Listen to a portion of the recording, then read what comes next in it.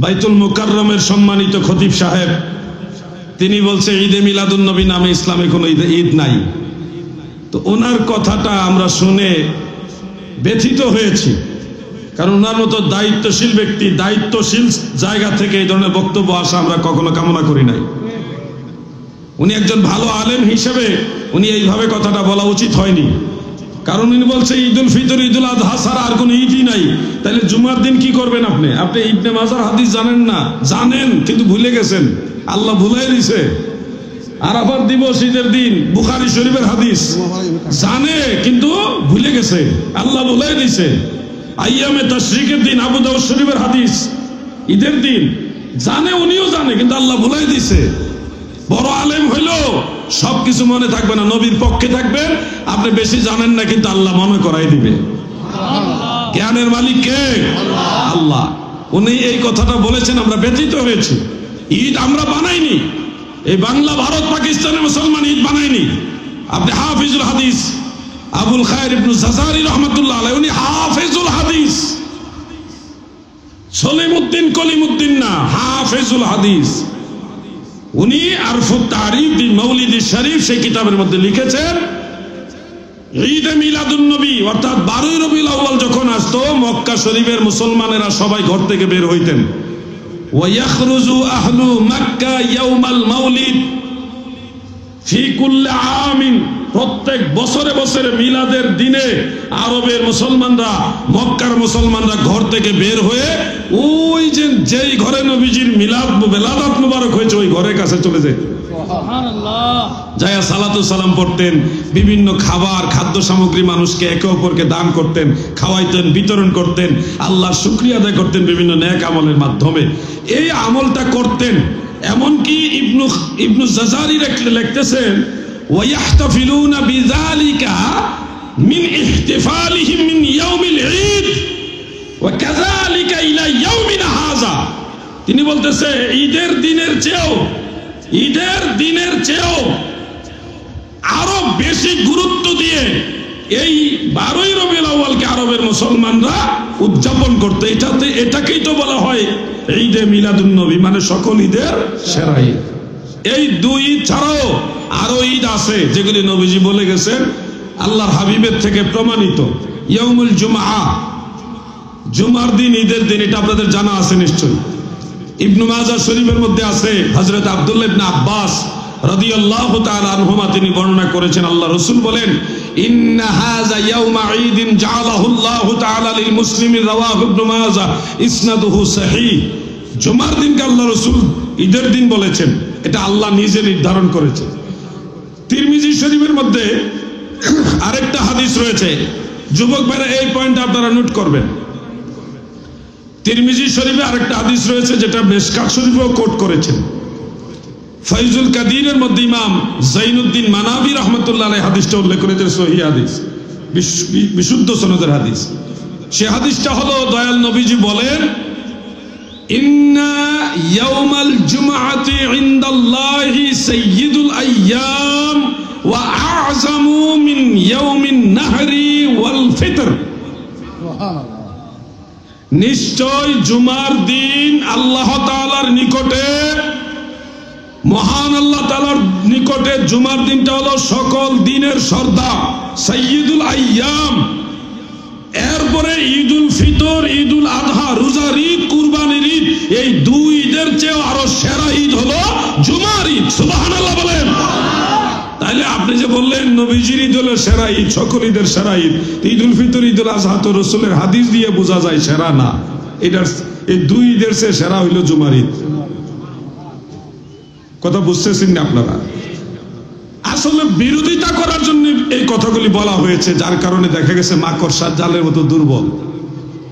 Study ওনারাও করেছেন, কিন্তু অনেক সময় নবীর বিরুদ্ধে দাঁড়াইলে সত্য কথাগুলিও জেহেন থেকে আল্লাহ সরায় দেয়, ব্রেইন থেকে আল্লাহ সরায় দেয়। যুবক ভাইরা কথাগুলি মনে রাখবেন।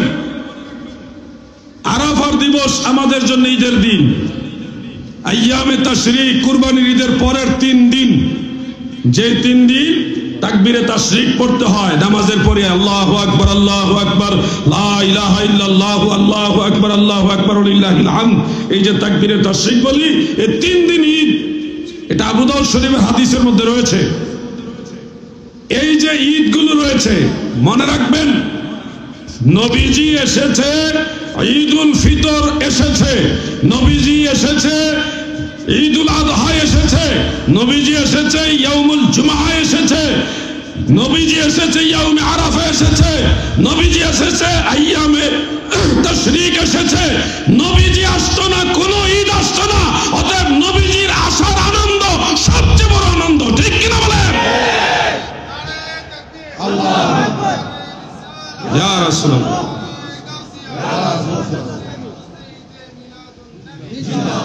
এই জন্য নবী করিম সাল্লাল্লাহু আলাইহি সাল্লামের আগমনের আনন্দটা, এটা হলো সবচেয়ে বড় আনন্দ। আপনি বলবেন নবীজি আসছে, এটা আনন্দ করতে হবে কেন? আল্লাহ নিজে বলছে আনন্দ করো, তাহলে আমরা করব না? ফালিয়াফরাহু, এটা কোরআন শরীফের আয়াত না? কুল বিফাদলিল্লাহি ওয়া বিরহমাতি। এটা তো শুনতে শুনতে আপনারা হাফেজ হয়ে গেছেন, এই আয়াতের হাফেজ। হ্যাঁ, শেষে হুয়া খায়রুম মিম্মা ইয়াজমাউন।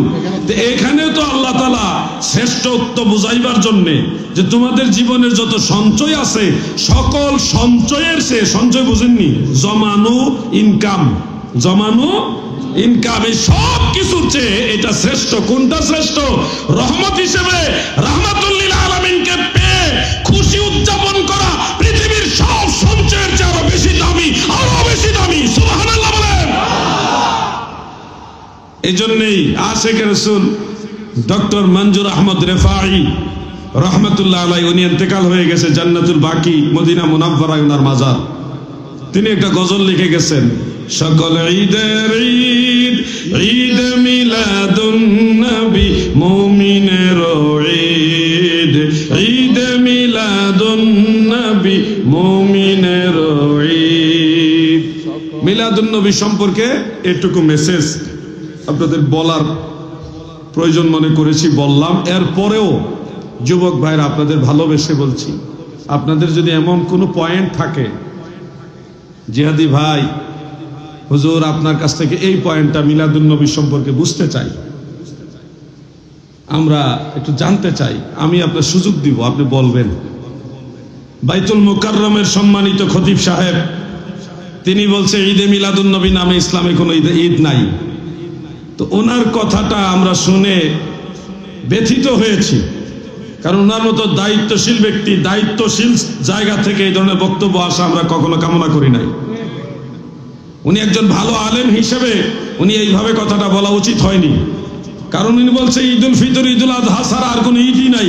তাহলে জুমার দিন কি করবেন আপনি? আপনি ইবনে মাজার হাদিস জানেন না? জানেন, কিন্তু ভুলে গেছেন, আল্লাহ ভুলাই দিছে। আরাফাত দিবস ঈদের দিন, বুখারী শরীফের হাদিস জানে, কিন্তু ভুলে গেছে, আল্লাহ ভুলাই দিছে। আইয়ামে তাশরিকের দিন, আবু দাউদ শরীফের হাদিস, ঈদের দিন জানে, উনিও জানে, কিন্তু আল্লাহ ভুলাই দিছে। বড় আলেম হইল সবকিছু মনে থাকবে না, নবীর পক্ষে থাকবেন, আপনি বেশি জানেন না, কিন্তু আল্লাহ মনে করাই দিবে।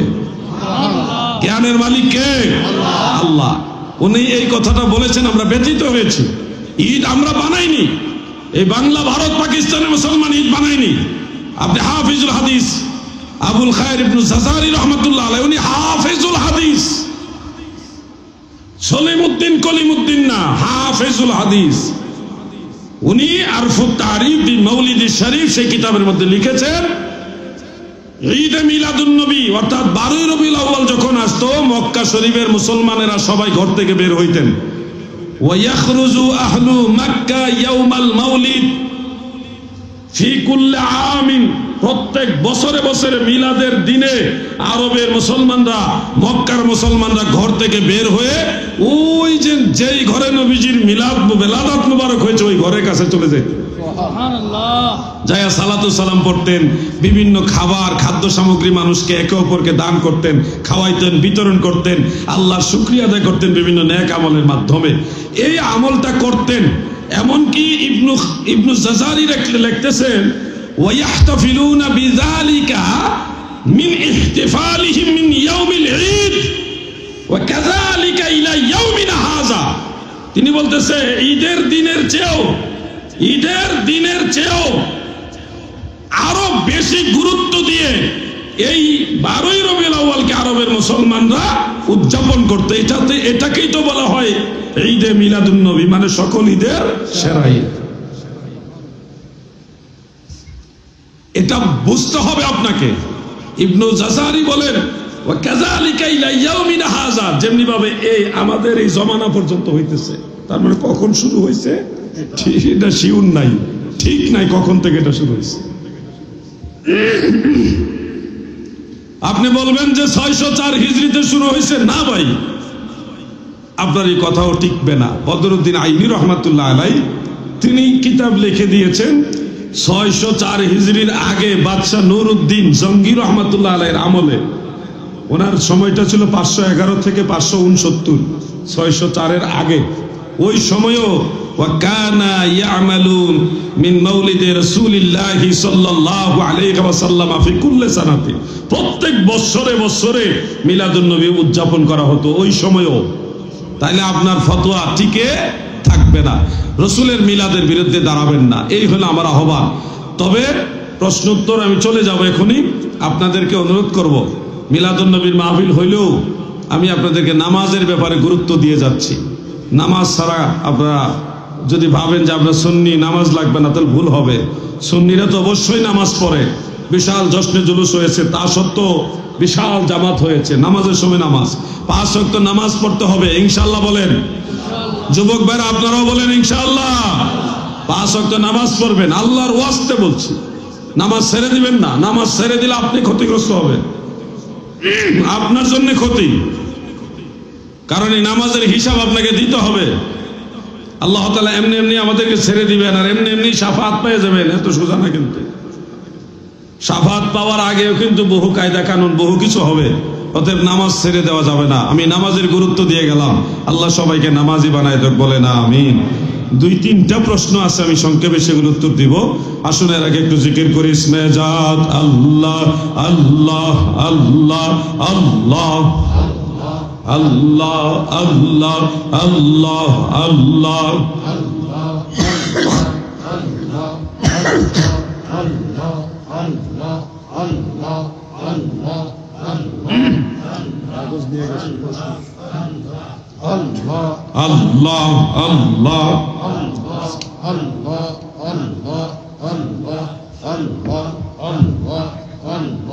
আল্লাহ আল্লাহ আল্লাহ আল্লাহ আল্লাহ আল্লাহ আল্লাহ